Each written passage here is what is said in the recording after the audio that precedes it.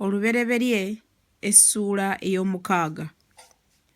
Awo abantu bwe baasooka okweyongera ku nsi ne bazaala abaana ab'obuwala, abaana ba Katonda ne balaba abawala b'abantu nga balungi, ne bawasanga abakazi mu bonna be baalonda.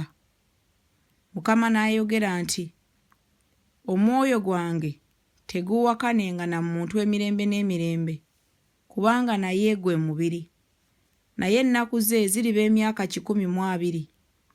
Mu biro ebyo waliwo Abanefuli mu nsi, era oluvannyuma abaana ba Katonda bwe baayingira eri abawala b'abantu ne babazaalira abaana.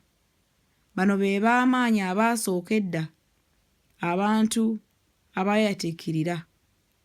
Mukama n'alaba obubi bw'omuntu nga bungi mu nsi, na buli kufumiitiriza kw'ebirowoozo eby'omuntu mutima gwe nga bubi bwereere bulijjo. Mukama ne yejjusa kubanga yakola omuntu mu nsi, n'anakuwala mu mutima gwe. Olw'omusanvu Mukama n'ayogera nti, ndisangula omuntu gwe natonda okuva mu nsi, okusookera ku muntu n'ensolo, n'ekyewalula n'ekibuuka waggulu, kubanga nejjusizza kubanga nabikola. Naye Nuuwa n'alaba ekisa mu maaso ga Mukama. Olw'omwenda, kuno kwe kuzaala kwa Nuuwa. Nuuwa yali mutuukirivu nga talina kabi mu mirembe gye. Nuuwa n'atambulira wamu ne Katonda. Nuuwa n'azaala abaana 3, Seemu, Kaamu ne Yafeesi.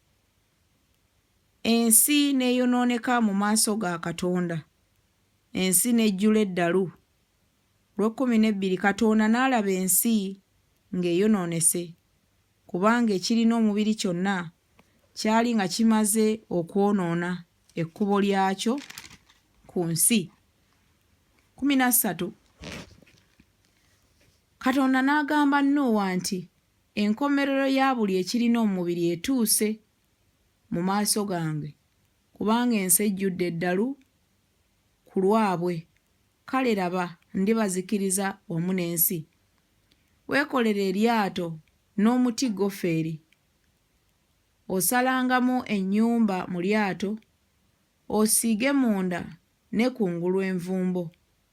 Bw'otyo bw'onookolanga emikono 300 obuwanvu bw'eryato, n'emikono 5 obugazi bwalyo, n'emikono 30 obugulumivu bwalyo.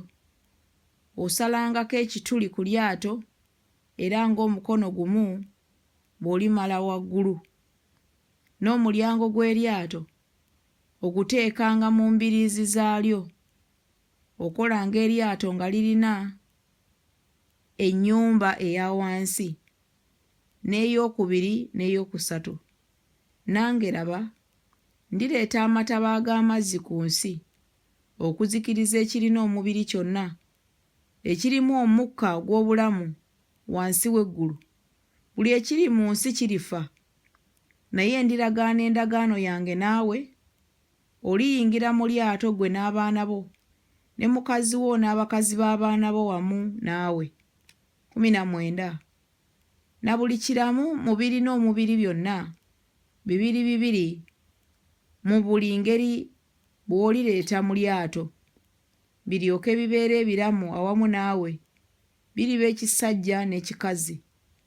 Mu bibuuka mu ngeri yaabyo, mu nte mu ngeri yaazo, mu buli ekyewalula eky'oku nsi mu ngeri yaakyo, na buli ngeri 2 birijja gy'oli bibe ebiramu. Naawe weetwalire ku mmere yonna eriibwa, ogyekuŋŋaanyize eriba mmere gy'oli ggwe nabyo.